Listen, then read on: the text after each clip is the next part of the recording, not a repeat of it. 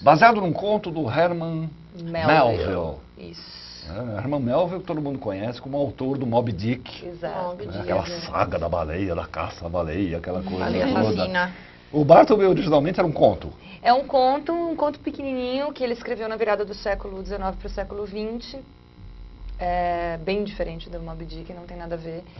E o conto, na verdade, ele é narrado em primeira pessoa pelo advogado que conta algo que aconteceu no passado dele. Né? O curioso é que o conto se passa em Wall Street. Exatamente. Né? Wall Street já era um grande centro já financeiro. Já era um grande centro financeiro. 100 e tantos anos atrás. Exato, exato, com um volume de trabalho absurdo. E ele é um típico advogado de Wall Street, né, que cuida das finanças da gente endinheirada. Né? Ele mesmo fala, tem orgulho de ser um cara pacato e cuidar confortavelmente lidando com dinheiro. E aí o Sinisterra fez uma adaptação do conto, mantendo... Ele é bem fiel, assim, ao conto, mas ele enxugou os personagens e centrou fogo no advogado e no Bartleby, que na verdade é a relação principal mesmo do conto, né? Esse embate de forças bem opostas. Assim. E aí o que acontece? Onde entra o Bartleby? Temos lá o advogado. O advogado, na verdade, ele narra essa história ao mesmo tempo que ele vivencia. Então ele narra algo que já aconteceu, mas ele vivencia como se fosse no presente. Ele contrata um dia esse cara, o Bartleby, para poder auxiliar no escritório por causa do aumento do volume de trabalho. Ele foi nomeado...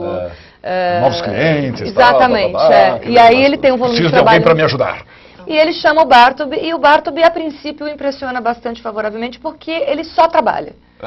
Né, ele coloca o Bartleby atrás de um biombo, para que o Bartleby fique isolado da vista dele, não atrapalhe, mas também ele possa chamar a hora que puder. E o Bartleby, a única coisa que ele faz, ele é extremamente eficiente, trabalha, copia. E ele fala que ele é o primeiro a chegar, é o último a sair e tal, até um dia em que ele pede alguma coisa ao Bartleby. E o Bartleby, assim, é um cara sem passado, ninguém sabe absolutamente nada sobre ele e continua não sabendo até o final. É engraçado porque há funcionários, não sei se hoje em dia ainda existe, mas há funcionários desse tipo, né? Aqueles caras pálidos que você não sabe o que... Você não sabe nem o nome, nem se vida, interessa, se é casado, não se é solteiro, de onde ele veio, né? E assim, a relação que se estabelece entre os dois é meramente profissional, nenhum interesse. E aí quando o advogado resolve pedir para ele fazer alguma coisa que não seja copiar, pela primeira vez o Bartleby se recusa. Mas é que ele não se recusa, ele simplesmente pensa e responde, prefiro não. Prefiro não. É a frase. Prefiro não é a frase categórica, é uma negativa que você não tem contra qual argumentar, porque ele não está sendo grosseiro, ele está sendo absolutamente ele não está dizendo não. Ele não está dizendo não, ele prefiro não. E com essa resistência passiva, vamos dizer assim, o advogado fica desarmado. É uma espécie de desobediência civil. Exato, mas ele continua copiando, na verdade. Ele continua fazendo o trabalho dele. Solícito, ele até recusa, assim, ele chama senhor, em que posso servi-lo, senhor. Ele se prontifica, só que cada vez que o advogado pede alguma coisa que não seja copiar, ele diz, prefiro não. E vai, e ele vai levando isso, a peça leva isso, e o conto leva isso, às últimas consequências, assim. O advogado vai pirando. O advogado vai pirando, vai se desestruturando, e ele é um cara extremamente metódico, estruturado, controlado, se acha um cara justo, né? E o Bartleby vai cada vez se recusando mais, chega uma hora que o Bartleby se recusa até a copiar. Né? E, enfim, acontecem várias coisas surpreendentes, e o advogado vai tentando lidar com essa situação, tentando levar essa situação da melhor maneira possível dentro da normalidade, mas chega uma hora que realmente se mostra impossível. Não, e ele vai aumentando a quantidade de coisas que ele prefere não fazer. Exato, e aí começa a acontecer uma relação real entre esses dois personagens, nem que seja de antagonismo mesmo. Sim, porque eu imagino que a princípio é uma relação muito fria, né? Muito distante. Você faz o que eu mando, você só copia e você foi feito para isso. Meio telemarketing. Como se ele fosse uma maquininha lá. Enfia você numa baia, fecho você lá, não quero saber, você tem meia hora para ir no banheiro, você quer, se você fizer seu trabalho bem, ótimo. Você é mais uma. A partir do momento que ele começa a desestruturar a rotina, simplesmente se recusando a fazer outra coisa que não copiar e depois não copiando, ele deixa de ser esse ser apagado. Ele começa a ser uma pedra no sapato que vai aumentando.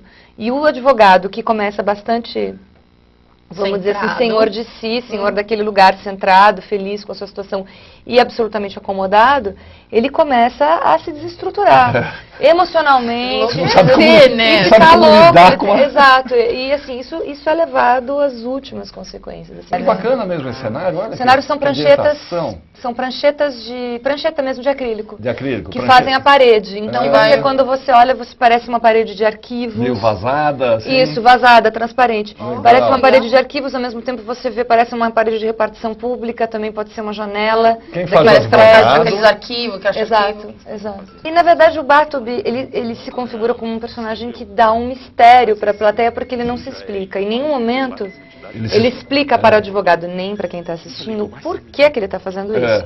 Várias vezes o Bartleby ele fica sozinho. Né? Ele tem uma relação muito louca com os objetos. Né? Então, ele imita a prancheta, ele imita a cadeira, ele imita a mesa. Olha. Ele quase se sente como... Ele se relaciona melhor com os objetos do escritório do que com as pessoas. Do que com as pessoas. Ele praticamente não fala com... Ele praticamente não fala. Né? É completamente enigmático. Exato. E quando ele tá... É muito louco, porque quando ele está sozinho com a plateia assistindo, a plateia fica extremamente incomodada. Ai, Porque ele quase não fala, e ele olha para o nada, e fica horas, daí ele come devagar, e ele... tem um incômodo, porque como ele não se explica, Ele a plateia causa não um entende. incômodo, né? O advogado, quando ele entra, o pessoal faz assim... porque é um personagem mais familiar, é mais normal, digamos assim. Mas no fundo você começa a questionar a normalidade do advogado também, porque ele acha que tem a vida dele tão controlada que não permite nenhuma contestação. E na verdade vem uma contestação. E fora do padrão. E esse espetáculo, tanto para ela quanto o Gaion, tem que ser muito preciso fisicamente. Ele é quase como se fosse uma sinfoniazinha, assim, né, de gestos muito precisos. Tem uma partitura. E o Bartleby, por exemplo, qualquer excesso ou qualquer coisa que... Sujam. Você desacredita naquele personagem. O Gaion é a mesma coisa. É um advogado metódico. Ele se classifica, aliás, como prudência e método são as grandes virtudes dele. Prudência e método. Prudência e método. Então tudo está organizado, ele anda do mesmo jeito, ele pega guarda-chuva, ele sai sempre pela mesma porta, ele entra do mesmo jeito, ele ajeita o cabelo. Então, ele merece o Bartleby. Sim, mas ele precisa do Bartleby para, né? Tirem as conclusões que quiserem, mas de qualquer maneira o trabalho físico deles foi bastante preciso, assim, né? Então a Inês teve...